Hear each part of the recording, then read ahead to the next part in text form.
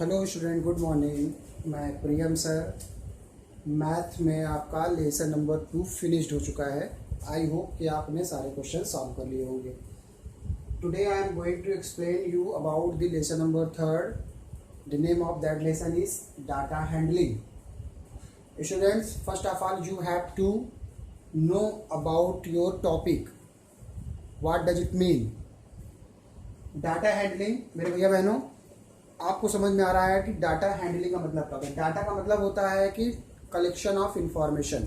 अगर आपके पास कोई इंफॉर्मेशन है, उसका आपको कलेक्शन अगर कर देना है, कलेक्शन अगर आपके पास है, इंफॉर्मेशन है, उसको आप कलेक्ट कर लीजिए और फिर उस कलेक्शन को आपको हैंडल करना है। हैंडल करने का मतलब है कि अगर आपके पास जैसा भी कलेक्शन है, अगर उसको हम किसी भी रूप में मांगते हैं तो वो हमारे पास होगा प्रॉपर मैनर में। तो that is all about the data handling. Okay, जैसे अभी एग्जांपल के लिए आपके मार्क्स, एग्जाम के मान लीजिए मार्क्स आपको बताने हैं। हमने मार्क्स चढ़ा दिए रिजल्ट कार्ड में। हमें ये देखना है कि सब्जेक्ट मैथ्स में कलेक्शन हमारा कैसा है, कितने बच्चे 30+ हैं आउट ऑफ 50। अगर मान लीजिए मैं 50 के क्वेश्चन नंबर्स की बात कर रहा हूँ, 30+ कितने स्टूडेंट्स आए हैं, बिलो 30 एंड अबव 25, मतलब इन बिटवीन 25 एंड 30 कितने स्टूडेंट्स आए हैं, उनका अरेंजमेंट करना है।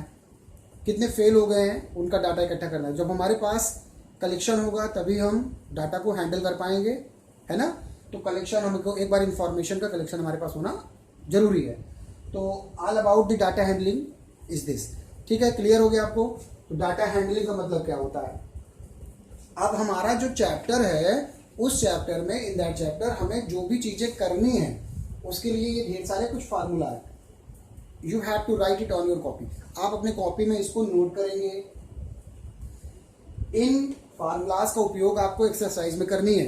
लेसन नंबर 2 तक मैंने आपको डिटेल में क्वेश्चन सॉल्व करवाए हैं, खुद सॉल्व करके भेजे भी हैं।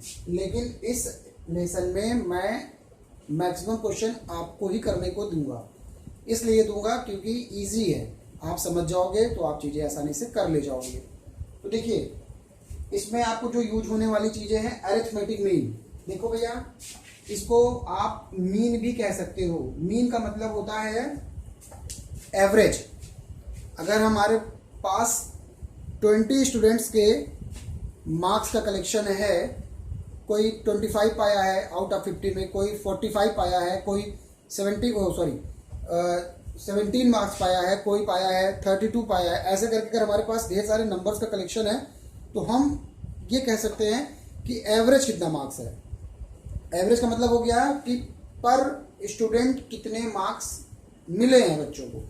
तो that is all about the mean, arithmetic mean, only mean और एवरेज, जो भी आप कह सकते हैं कहिए। लेकिन आपकी जो बुक्स में मीन या अरिथमेटिक मीन के रूप में दिया है। तो इसका फार्मूला क्या हो जाएगा, sum of all observations. Sum of all observation, जितने ऑब्जर्वेशंस आपके पास हैं, जितने भी कलेक्शन है, उन सबका आप सम अप कर दीजिए, सबको जोड़ दीजिए, divided by number of observation, जितने टोटल नंबर ऑफ ऑब्जर्वेशन है।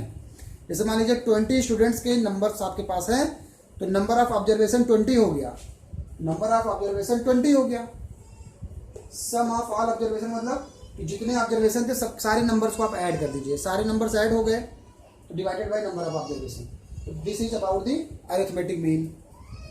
सेकेंड नंबर है रेंज। रेंज क्या होता है? रेंज का मतलब ये हुआ कि किसी स्टूडेंट का 45, मान लीजिए 50 में 45 मार्क्स है, ओके। किसी स्टूडेंट का 30 मार्क्स आया है, मान लीजिए मैक्सिमम 45, मिनिमम 25। तो रेंज हो जाएगा difference between the highest and the lowest marks. जो हाईएस्ट मार्क्स है और लोवेस्ट मार्क्स है, दोनों का डिफरेंस। ठीक है, तो ये हो गया रेंज।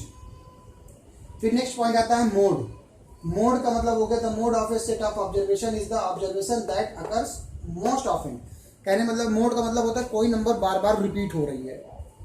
जैसे मान लीजिए 50 मार्क्स के में 35 मार्क्स बहुत सारे बच्चे लेकर आए, तो हम ये कहेंगे कि जो नंबर सबसे ज़्यादा है उसमें जो रिपीट हो रहा है वो 35 रिपीट हो रहा है। इसका मतलब वो मोड हो गया। मोड का मतलब कि जो नंबर बार बार रिपीट होता है, most repeating number. Median, median का मतलब भी हो गया कि जो आपका ऑब्जर्वेशन दिया हुआ है, कलेक्शन दिया हुआ है, उसको आप एक सीक्वेंस में अरेंज कर दो।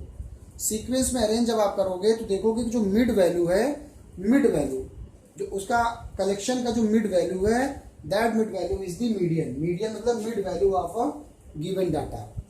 तो स्टूडेंट्स ये आपके जो फार्मूले हैं, यही फार्मूले आपके पूरे एक्सरसाइज में यूज होंगे।